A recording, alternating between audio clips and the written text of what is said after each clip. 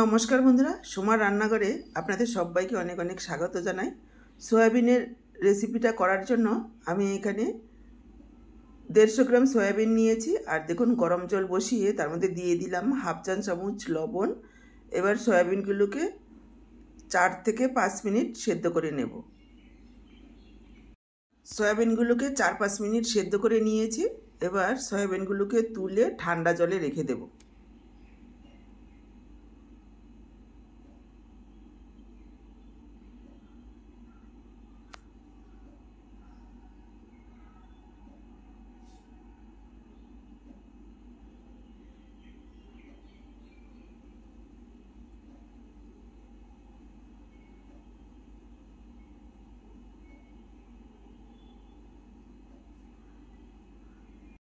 সয়াবিনগুলোকে ঠান্ডা জলে রেখে দিয়েছি। সয়াবিনগুলো ঠান্ডা হতে থাকুক।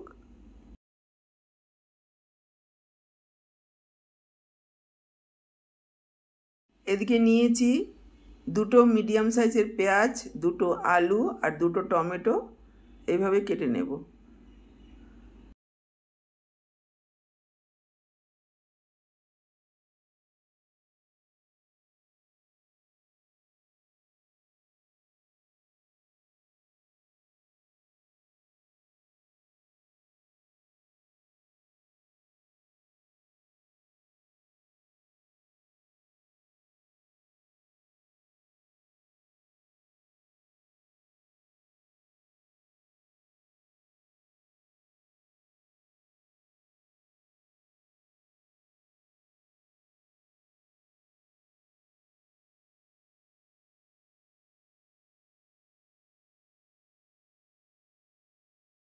এক ইঞ্চি পরিমাণ আদা, 7-8 কোয়া রসুন আর 3টে কাঁচা লঙ্কা পেস্ট করে নেব।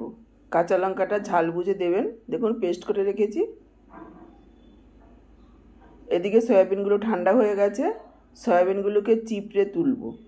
অনেকের কাছে সয়াবিন গন্ধ লাগে, এইভাবে ধুয়ে তুললে আর গন্ধ লাগবে না। আর রান্নার সময় মশলার ঝোলটাও সয়াবিন টেনে নেবে, এতে করে সয়াবিনগুলো খেতে ভালো লাগবে।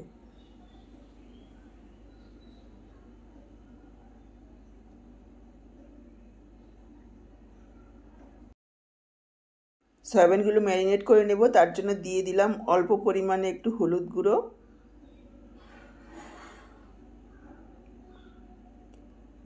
সামান্য একটু লাল লঙ্কার গুঁড়ো,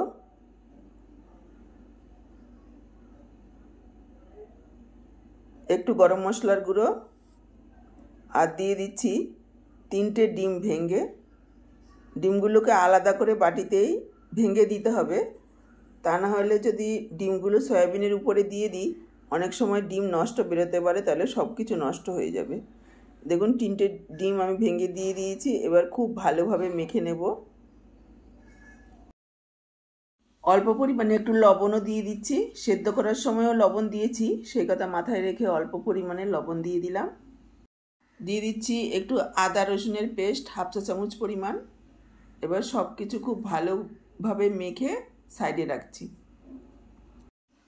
গ্যাসে কড়াই বসিয়ে দিয়েছি। দিয়ে দিচ্ছি সরষের তেল 2 টেবিল চামচ পরিমাণ। তেল গরম হয়ে গেলে সয়াবিনগুলোকে দিয়ে দিচ্ছি।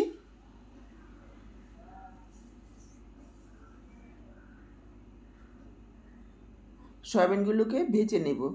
দেওয়ার সাথে সাথে নাড়াচাড়া করব না, মোটামুটি 1 মিনিট মতো এক পিঠ হতে দেব। হালকা হাতে নাড়াচাড়া করে দেব, তাহলে ডিমগুলো সয়াবিনের উপরে একেবারে কোট হয়ে যাবে। আর খুব বেশি নাড়াচাড়া করলে ডিমগুলো ভেজে আলাদা হয়ে যাবে। সয়াবিনগুলো ভাজা হতে মোটামুটি 3-4 মিনিট সময় লাগবে। এই সময়ে দেখুন, একটা মশলা রেডি করে নিচ্ছি। বাটিতে নিয়ে নিচ্ছি 1 চা চামচ পরিমাণ হলুদ গুঁড়ো, 1 চা চামচ ধনের গুঁড়ো,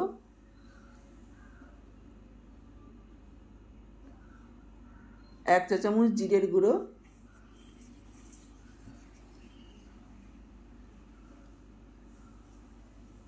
1 চা চামচ দিয়ে দিলাম কাশ্মীরি লাল লঙ্কার গুঁড়ো। কাশ্মীরি লাল লঙ্কার গুঁড়োটা দিলে ঝাল হবে না, কালারটা সুন্দর হবে, সেই জন্য দিয়েছি। আপনারা চাইলে কাশ্মীরি লাল লঙ্কার গুঁড়োটা স্কিপ করতে পারেন। এদিকে দেখুন, সয়াবিনগুলোকে একেবারে লাল করে ভেজে নিয়েছি। এবার সয়াবিনগুলোকে তুলে রাখবো। সয়াবিনগুলো ভাজার সময় তেলের পরিমাণটা অল্প পরিমাণে দেবেন, তা না হলে পুরো তেলটাই কিন্তু সয়াবিন টেনে নেবে।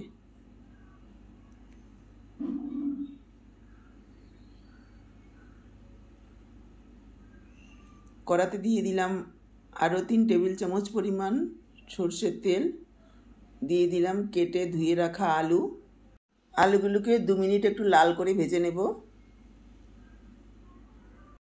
আলুগুলো লাল হয়ে ভাজা হয়ে গেলে এখানে যোগ করে দেব ফোড়নে 3টে এলাচ, 1 টুকরো দারচিনি, 3-4টে লং আর হাফ চা চামচ পরিমাণ কালো গোলমরিচ। লো ফ্লেমে একটু ভেজে নেব। তারপর এখানে যোগ করে দেব কসুরি মেথি 1 চা চামচ পরিমাণ। এই সময় কসুরি মেথিটা দিলে গন্ধটা খুব সুন্দর হবে। কসুরি মেথিটাকেও 30 থেকে 40 সেকেন্ড একটু ভেজে নেব। তারপর যোগ করে দেব কুচনো পেঁয়াজ। পেঁয়াজগুলোকে একেবারে লালচে করে ভেজে নেব। পেঁয়াজগুলোকে লাল করে ভেজে নিয়েছি। এবার যোগ করে দিচ্ছি আদা, কাঁচা লঙ্কা আর রসুনের পেস্ট। আদা রসুনের পেস্টটাকেও কাঁচা গন্ধ যাওয়া পর্যন্ত ভেজে নেব। আদা রসুনের পেস্টটাকে 2 মিনিট ভেজে নিয়েছি। এবার আমি যোগ করে দিচ্ছি ভিজিয়ে রাখা মশলাটা। মশলাটাকে 2 মিনিট একটু কষিয়ে নিতে হবে। তারপর যোগ করে দিচ্ছি কুচনো টমেটো,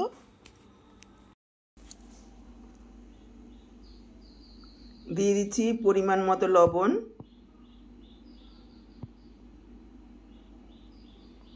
খুব ভালোভাবে মিশিয়ে নেব।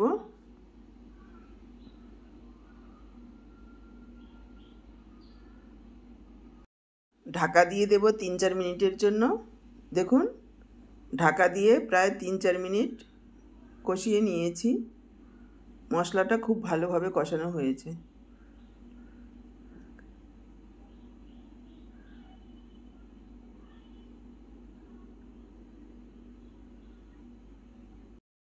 এবার ভেজে রাখা সয়াবিন দিয়ে দেব। সয়াবিনগুলোকেও মশলার সাথে খুব ভালোভাবে কষিয়ে নিতে হবে আরও 2-3 মিনিট। দেখুন, আরও 2-3 মিনিট কষিয়ে নিয়েছি। এবার আমি যোগ করে দেব জল। জলের পরিমাণ যেমন ঝোল রাখবেন সেই বুঝে দেবেন। তবে যেহেতু সয়াবিন রয়েছে, ডিম রয়েছে, ঝোল কিন্তু অনেকটাই টেনে নেবে।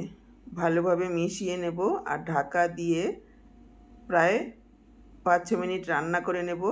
মনে হচ্ছে এখানে একটু লবণ লাগবে, আমি এখানে আরও হাফ চা চামচ পরিমাণ লবণ যোগ করে দিয়ে মিশিয়ে নিলাম। ঢাকা দিয়ে দিচ্ছি, 5-6 মিনিট রান্না হতে থাকুক। এদিকে দেখুন, নিয়েছি আমি 2 কাপ ময়দা, হাফ চা চামচ লবণ, 1 চা চামচ চিনি,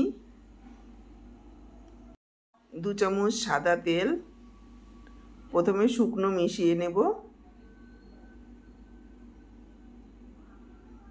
আর হাত দিয়ে ডলে ডলে 1 মিনিট মতো একটু ময়াম দিয়ে নেব।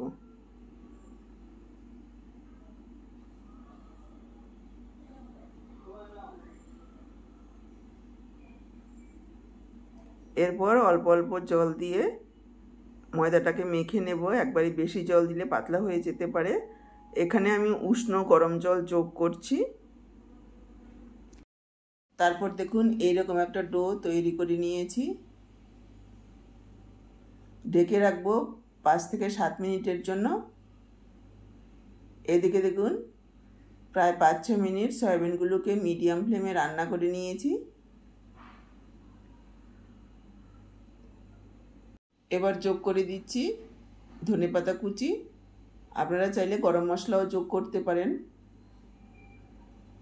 খুব ভালোভাবে মিশিয়ে নেব। আমি যেহেতু ফোড়নে দিয়েছি গরম মশলা, সেজন্য আর দিলাম না।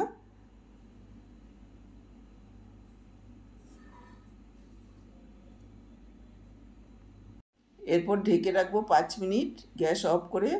তৈরি হয়ে গেছে দুর্দান্ত স্বাদের ডিম দিয়ে সয়াবিনের তরকারি। একবার এইভাবে রান্না করে দেখুন, সবাই চেটেপুটে খেতে বাধ্য হবে। প্রায় 5-7 মিনিট পর দেখুন ময়দাটা খুব সুন্দরভাবে নরম হয়ে গেছে। লেচি কেটে নেব।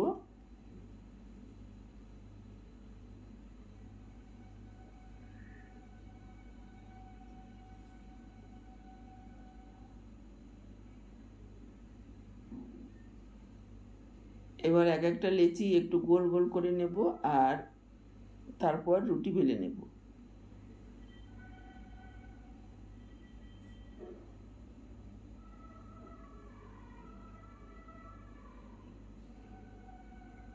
তারপর দেখুন এইভাবে ভাঁজ করে নিচ্ছি।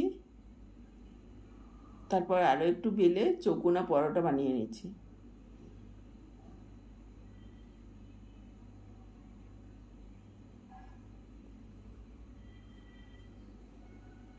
গ্যাস অন করে একটা প্যান বসিয়ে দিয়েছি। প্রথমে একটু শুকনো সেঁকে নেব 1 মিনিট মতো।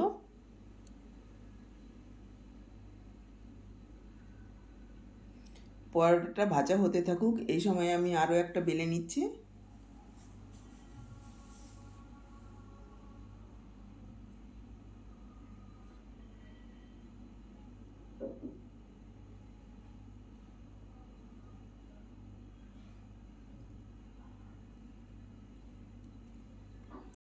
এভাবেই সমস্ত পরোটাগুলো বেলে ভেজে নেব।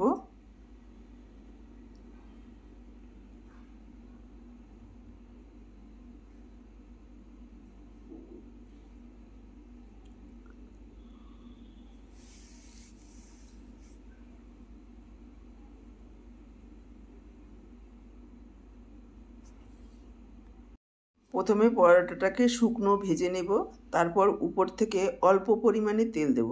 দেখুন কতটা সুন্দর ফুলেছে পরোটাগুলো।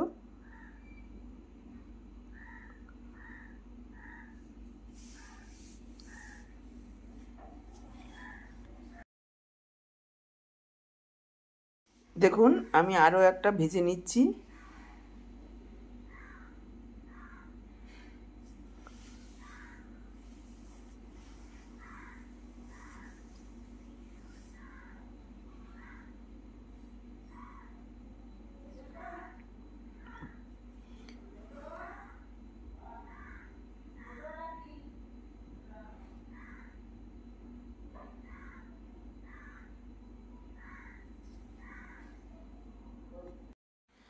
এই সয়াবিনের তরকারিটা ভাতের সাথে তো ভালো লাগবেই, রুটি পরোটার সাথে বেশি ভালো লাগবে।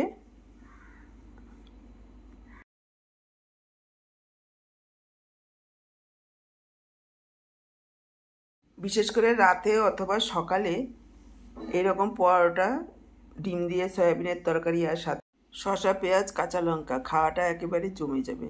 আজকের ভিডিওটা দেখে কেমন লাগলো কমেন্ট বক্সে জানাতে ভুলবেন না। ভালো লাগলে অবশ্যই একটা লাইক করে ভিডিওটাকে শেয়ার করে সবাইকে দেখার সুযোগ করে দিন। ইউটিউব থেকে নতুন দেখলে চ্যানেলটাকে সাবস্ক্রাইব করুন আর ফেসবুক পেজ থেকে দেখে থাকলে পেজটাকে ফলো করুন। আজকে এই পর্যন্ত, আবার দেখা হবে।